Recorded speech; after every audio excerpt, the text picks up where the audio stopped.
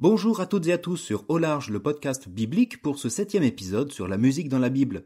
Nous avons entendu les chants des prophètes, le chant d'amour du Cantique des Cantiques et cette fois nous allons entendre un autre genre musical qui pourrait s'apparenter à la chanson de geste. L'expression, je sais, renvoie plus au Moyen-Âge, mais en fait il s'agit de chanter pour faire mémoire, pour rappeler et raconter les hauts faits du Seigneur, d'un héros ou d'une héroïne. Le chant et la musique servent ainsi de mémorial, on voit cela tout de suite après le générique.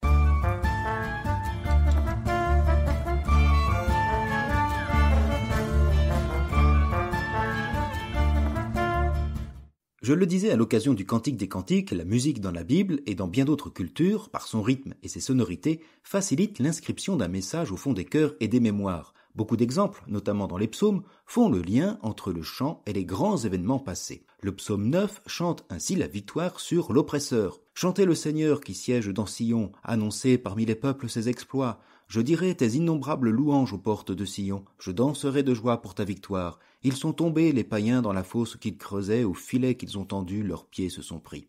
De manière plus précise, le psaume 65, quant à lui, rappelle l'événement salutaire et fondateur qu'est le passage de la mer au temps de Moïse. Ainsi nous lisons « Toute la terre se prosterne devant toi, elle chante pour toi, et elle chante pour ton nom.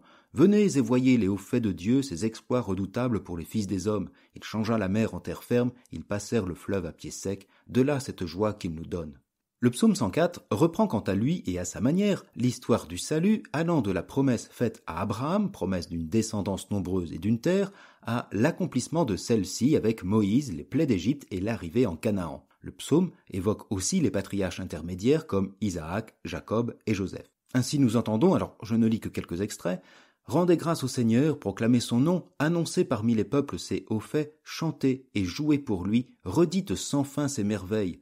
Souvenez-vous de ces merveilles qu'il a faites, de ses prodiges, des jugements qu'il prononça, promesses faites à Abraham, garanties par serment à Isaac, érigées en loi avec Jacob, alliance éternelle pour Israël. Il a dit, je vous donne le pays de Canaan, ce sera votre part d'héritage. Il envoie son serviteur Moïse avec un homme de son choix, Aaron, pour annoncer des signes prodigieux, dits miracles au pays de Cham. Il a fait sortir en grande fête son peuple, ses élus, avec des cris de joie. Il leur a donné des terres, la terre des nations, en héritage, le travail des peuples, etc. Chanter les hauts faits d'hier n'a pas pour but simplement de se plonger dans l'univers merveilleux ou de donner dans la nostalgie d'un passé révolu. Bien au contraire, le chant associe l'événement au peuple qui l'écoute ou le chante. C'est une manière de rappeler son passé, c'est-à-dire son identité, et plus encore ce chant repris, répété d'année en année, ou à l'occasion d'une fête ou bien d'une liturgie, constitue un mémorial vivant. Alors, difficile de définir en quelques phrases ce que le mot mémorial peut signifier dans l'univers biblique. Encore aujourd'hui, le terme de mémorial renvoie à un monument, une pierre tombale ou une statue dédiée à un événement passé, le plus souvent une victoire militaire, ou bien rappelle la figure d'un grand personnage désormais statufié. Ce mémorial représente à la fois la mémoire du passé et l'hommage du présent.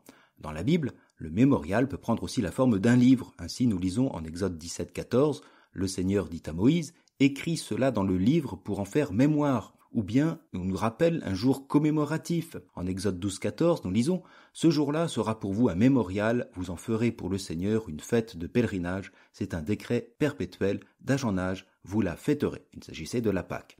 Dans le Nouveau Testament, la célébration du repas eucharistique est instituée par Jésus tel un mémorial de sa vie et de sa passion.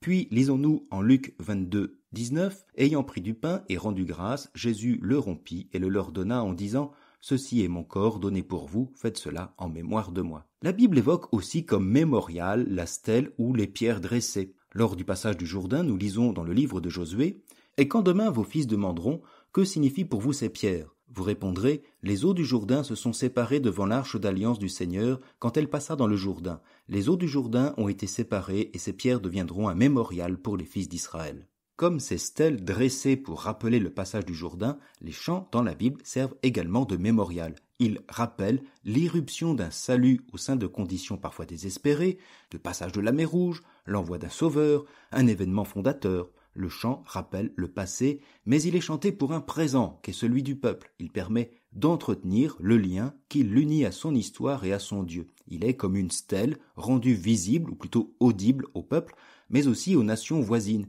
Il est comme un étendard qui, à la fois rassemble ceux qui s'y reconnaissent, mais défie ceux qui voudraient mettre en danger l'unité du peuple. Le psaume 104 que nous avons entendu commençait ainsi, Rendez grâce au Seigneur, proclamez son nom, annoncez parmi les peuples ses hauts faits. Et le mémorial musical n'est pas seulement destiné aux grands faits d'hier, la Bible chante aussi des trahisons et des défaites. Pour le dire autrement, elle fait mémoire de ses oublis et dresse ses échecs par le chant comme une mise en garde. Un exemple se trouve dans le livre d'Isaïe qui demande aux Jérusalémites « Prends une cithare, fais le tour de la ville prostituée oubliée, joue de ton mieux, chante encore ta chanson pour qu'on se souvienne de toi. » Cette trahison du peuple, l'annonce de sa ruine et de sa déportation, Isaïe l'avait également dénoncée en chantant au début de son livre, au chapitre 5, « Je veux chanter pour mon ami le chant du bien-aimé à sa vigne. Mon ami avait une vigne sur un coteau fertile. Il en retourna la terre, en retira les pierres pour y mettre un plan de qualité. Au milieu, il bâtit une tour de garde et creusa aussi un pressoir. Il en attendait de beaux raisins, mais on en donna de mauvais. Eh bien, je vais vous apprendre ce que je ferai à ma vigne, enlever sa clôture pour qu'elle soit dévorée par les animaux, ouvrir une brèche dans son mur pour qu'elle soit piétinée. La vigne du Seigneur de l'univers, c'est la maison d'Israël. Le plan qu'il chérissait, ce sont les hommes de Juda.